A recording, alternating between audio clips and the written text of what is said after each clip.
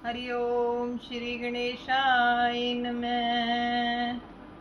बोल श्री कृष्ण भगवान की जय। बोल श्री सुखदेव जी महाराज की जय। श्रीमद् भागवत महापुराण छठा स्कंद 9वां और 10वां अध्याय। इंद्रराज ने जब किया विश्वरूप संहार, वृत्रासुर उत्पन्न हो आया भुजा पसार। कंपित होकर देवगण हरि को कह रहे पुकार, गए दधीचि समीप सुर प्रभु आज्ञा सिरधार। श्री सुखदेव जी बोले, विश्वरूप के सोमपीठ, सुरापीठ और अन्न आदि इस तरह 3 शिव थे। वह एक दिन यज्ञ में देवताओं के लिए प्रत्यक्ष में हवि का भाग देते देते माता के स्नेह से गुप्त रीति से दैत्यों के लिए भी देने लगे। इंद्रदेव ने इस कपट भरे कर्म को ताड़ लिया और तत्काल ही खंग से उनके तीनों सिर काट डाले। उनमें से सोमपान करने वाले शीर से कर्पी जल चातक पक्षी और सुरापान करने वाले शीर से कलिविंक चिरोंटा तथा अन्न खाने वाले शीर से तीतर पक्षी उत्पन्न हुआ। इंद्रदेव को उस ब्राह्मण के मारने से ब्रह्म हत्या लग गई। वह ब्रह्म हत्या तत्काल ही इंद्रदेव के पास आकर भयंकर रूप से खड़ी हो गई। इंद्र ने विवश होकर उसे स्वीकार किया। ब्रह्म हत्या को लगे 1 वर्ष व्यतीत हो गया। तब इंद्र ने वर्ष के अनंतर अपनी शुद्धि के लिए ब्रह्म हत्या को 4 भागों में बांट दिया।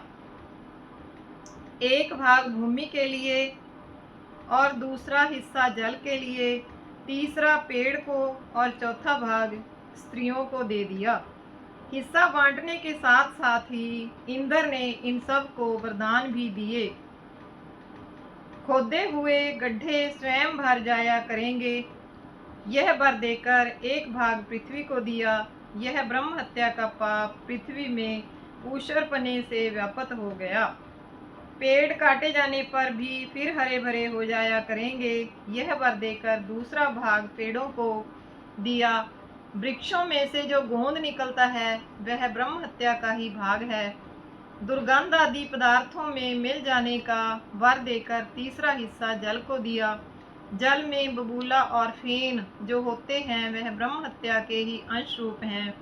सर्वदा रति शक्ति कम न होगी, यह वर देते हुए चौथा भाग स्त्रियों को दे दिया। प्रति मास रजो धर्म से जो स्त्रियां होती रहती हैं वह ब्रह्म हत्या का ही अंश है। विश्वरूप जब मारे गए तो उनके पिता त्वष्टा बड़े क्रुद्ध हुए और इंद्र के मारने के लिए त्वष्टा ने एक अभिचारक यज्ञ किया, जिसमें हे इंद्र शत्रु, तुम वृद्धि को प्राप्त हो तथा शीघ्र ही इंद्र का नाश करो, इस प्रकार आहुति देने लगे। इसके अनंतर यज्ञ की उस प्रज्वलित दक्षिणाग्नि से यमराज की भांति भयंकर स्वरूप वाला एक बड़ा लंबा तड़ंगा पुरुष उत्पन्न हुआ। प्रति क्षण बढ़ते हुए अपने शरीर से जले हुए काले पहाड़ जैसा काला काला भयावना होने लगा। तपे हुए तांबे के समान लाल लाल जिसकी दाढ़ी, मूंछ और चोटी थी। अब तो वह शूल हाथ में लेकर पैरों से पृथ्वी को कंपायमान करने लगा और जीभ से आकाश के तारागणों को चाटता हुआ सा जान पड़ता था। मुख से जम्भाई लेता हुआ ऐसा मालूम पड़ता था कि मानो यह तीनों लोगों को ही तो निगल जाएगा। इस प्रकार भयावनी आकृति वाले उस पुरुष को देख लोग डर डर कर इधर उधर भागने लगे। हे नृप, जिसने इस प्रकार सब लोगों को अपनी देह से व्याप्त कर लिया था, उसका नाम वृत्रासुर था। इंद्र आदि देवताओं ने मारने के लिए अपने अपने शास्त्रास्त्र उसके ऊपर छोड़े, किंतु उसने उन सब को तोड़ मरोड़ कर चूर चूर कर दिया। तब तो देवता बड़े घबराए और भागकर हरि भगवान की शरण में पहुँचे। और वहां आकर भगवान की स्तुति करने लगे। देवता बोले, हे भगवान, ब्रह्मादि सब देवता जन भगवान की सेवा में बलि भेंट दिया करते हैं, जिनसे काल भी डरते हैं, वह भगवान हमारी रक्षा करें। श्री सुखदेव जी बोले, हे राजन, इस प्रकार से की हुई उनकी स्तुति को सुनकर शंख चक्र गदा पद्म धारण किए हुए हरि भगवान उनके सामने प्रकट हुए। तब देवता गणों ने 16 पार्षदों से सेवा किए जाते हुए हरि भगवान के दर्शन करके पृथ्वी में डंडे की भांति गिरकर और फिर धीरे धीरे उठकर पुनः भगवान की स्तुति की।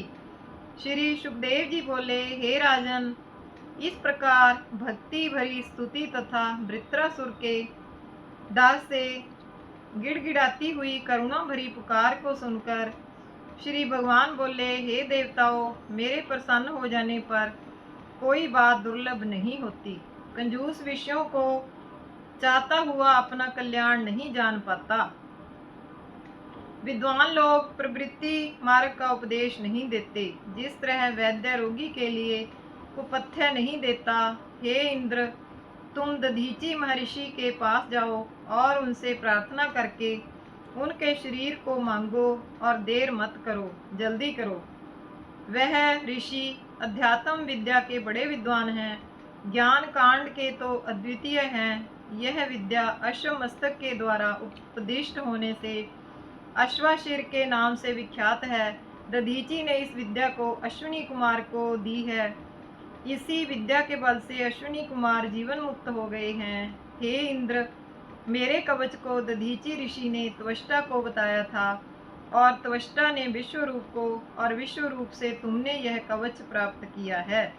यद्यपि देह सबके लिए ही अत्यंत प्रिय है, किंतु फिर भी अश्विनी कुमारों के साथ जाकर याचना करने पर दधीची मुनि अवश्य ही तुमको अपने अंगों को दे देंगे। उन हड्डियों से विश्वकर्मा के द्वारा बनाया हुआ वह वज्र आयुधों में सर्वश्रेष्ठ होगा, और फिर मेरे तेज से युक्त उस वज्र से तुम वृत्रासुर के सिर को काट सकोगे। हे देवताओं, वृत्रासुर के मर जाने पर तुमको अपने तेज अस्त्र